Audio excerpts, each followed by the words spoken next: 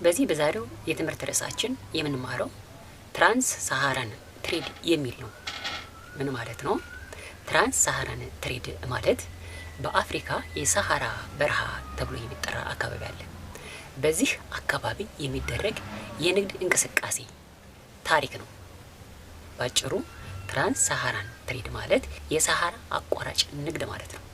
ስለዚህ በዚህ በዛሬው ትምህርታችን በሳሃራ አካባቢ የሚደረግ የንግድ እንቅስቃሴ ታሪክ ምን ይመስላል? ይህ የሳሃራ በረሃ አቋራጭ ንግድ የትኞቹን አካባቢዎች ያስተሳሰረ ነው? ዋነኛ የንግድ ጥሬ ዕቃዎችስ ምንድናቸው? እና ሌሎች ተያያዥ የታሪክ ሁነቶችን የምንማርበት ርዕስ ነው። ስለዚህ እስከ ቪዲዮ መጨረሻ አብራችሁ ቆዩ፣ ትማሩበታላችሁ። As mentioned earlier, people across the African continent are diverse. ከዚህ በፊት በነበሩ ቪዲዮዎች እንደተማርነው አፍሪካ የብዝሃ ህዝብ መናኸሪያ ናት፣ ወይንም የተለያየ ቋንቋ የተለያየ ባህል ያለው ህብረተሰብ ህዝብ የሚኖርባት አህጉር ናት። Nevertheless, there are also some things that African people share in common. በዚህ ብዝሃነት ውስጥ አፍሪካውያንን አንድ የሚያደርጓቸው ወይንም በጋራ የሚጋሯቸው አንዳንድ ነገሮች አሉ። The Trans-Saharan Trade can be a good example. ከነዚህ ውስጥ ይህ የሳሃራ በረሃ አቋራጭ የንግድ እንቅስቃሴ ጥሩ ምሳሌ ነው። በዚህ የንግድ እንቅስቃሴ በርካታ አፍሪካውያን እርስ በርስ ይተሳሰራሉ፣ በአንድነት ይነግዳሉ።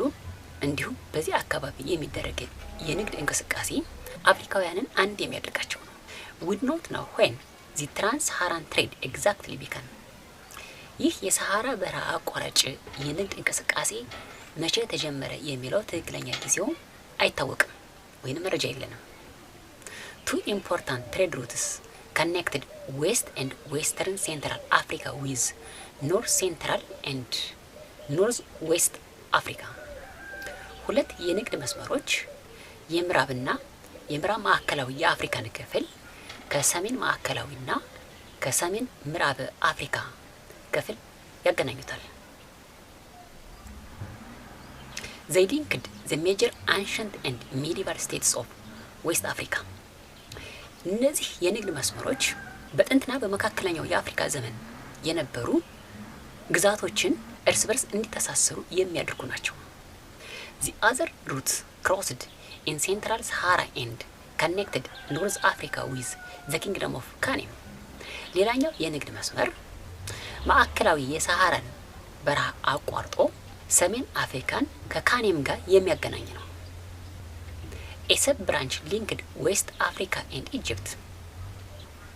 ንዑስ የንግድ መስመሮችም ምዕራቡን አፍሪካ ከግብጽ ጋር ያገናኙታል ወይም እንዲተሳሰር ያደርጉታል።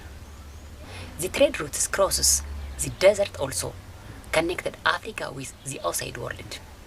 በዚህ በሳሃራ በረሃ የሚያቆራርጡ የንግድ መስመሮች አፍሪካን ከሌሎች የዓለም ሀገራት ጋርም እንዲተሳሰርና እንዲገናኝ ያደርጉታል። The Trans-Saharan Trade Network played a key role in the movement of people, materials and ideas. ይህ የሳሃራ አቋራጭ የንግድ መስመር ወይንም የንግድ እንቅስቃሴ በህዝቦች እንቅስቃሴ በንግድ ጥሬ ዕቃዎች እንቅስቃሴ እንዲሁም በሀሳብ እንቅስቃሴ ላይ መሰረት ሆኖ ቁልፍ ሚና የሚጫወት ነው። እንግዲህ በዚህ የንግድ መስመር ህዝቦች ከቦታ ቦታ ለተለያዩ ጉዳይ ይንቀሳቀሳሉ፣ ለንግድም ይሁን ለተለያዩ ጉዳዮች። ከዚህ በተጨማሪ ሰዎች ጥሬ ዕቃዎቻቸውን ይዘው ከቦታ ቦታ ይንቀሳቀሳሉ። ይሄም ብቻ አይደለም፣ ንግዱን መሰረት አድርጎ ሰዎች ያላቸውን ሀሳብ እርስ በርስ እንዲለዋወጡ ያደርጋል። ሀሳብ ስንል ምን ማለታችን ነው? የሰዎች ባህል፣ ሃይማኖት፣ ይሄን ንግድ መስመር መሰረት አድርጎ እንዲሁም ሌሎች ጉዳዮች የፖለቲካ ሊሆን ይችላል፣ ማህበራዊ ጉዳዮች እና ሌሎችም የሰዎች ሀሳቦች ከቦታ ቦታ ይንቀሳቀሳሉ። በንግድ ምክንያት የአንደኛውን ሃይማኖት አንደኛው ይቀበላል። ስለዚህ አጠቃላይ ይህ የሳሃራ በረሃ አጠቃላይ ለሰው ልጆች ሀሳብ እንቅስቃሴ ትልቅ ሚናን የተጫወተ ነው።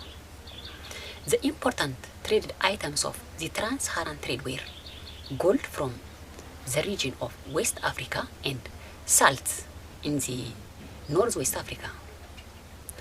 በዚህ በሰሃራ በረሃ የሚነገዱ ዋነኛዎቹን ጥሬ ዕቃዎች ስንመለከት ወርቅ ነው። ወርቅ ከዚህ ከምዕራብ አፍሪካ አካባቢ የሚገኝ ጥሬ ዕቃ ነው። ከዚህ በተጨማሪ ጨው ነው። ጨው ደግሞ በዚህ በሰሜን ምዕራብ አፍሪካ የሚገኝ ጥሬ ዕቃ ነው። ስለዚህ እነዚህ ዋነኛዎቹ የረጅም ርቀት ነጋዴዎች በዚህ በሰሃራ በረሃ የሚያቆራርጡ ነጋዴዎች ይዘዋቸው የሚንቀሳቀሱ ጥሬ ዕቃዎች ናቸው። ከዚህም በተጨማሪ እጅግ በጣም በርካታ የንግድ ጥሬ ዕቃዎች ከቦታ ቦታ በዚህ የንግድ መስመር ተንቀሳቅሰው ለገበያ ይቀርባሉ። ግን በዋነኝነት እነዚህ ጥሬ ዕቃዎች ግን እንደው ትልቅ ሽፋን የሚሰጣቸው ናቸው። In addition, enslaved people became important trade goods after the emergence of the Arabs in the 7th century AD.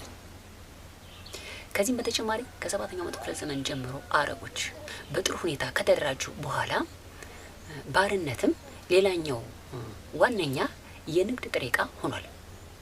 The trans-Saharan trade contributed to developing robust economic and political system on both sides of the Sahara. ይህ የሰሃራ አቋራጭ ንግድ ለሰሜኑና ለደቡቡ የሰሃራ ክፍል የኢኮኖሚና የፖለቲካ እድገት ላይ የራሱን አስተዋጽኦ አድርጓል።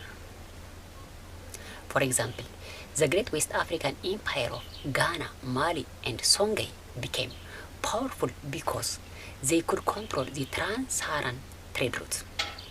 ለምሳሌ እነዚህ የጥንቶቹ የጋና የማሊና የሶንጋይ ግዛቶች ጠንካራ ነበሩ። ጠንካራ እንዲሆኑ ያደረጋቸው ይሄንን የሰሃራ አቋራጭ የንግድ መስመርን ስለተቆጣጠሩ ነበር።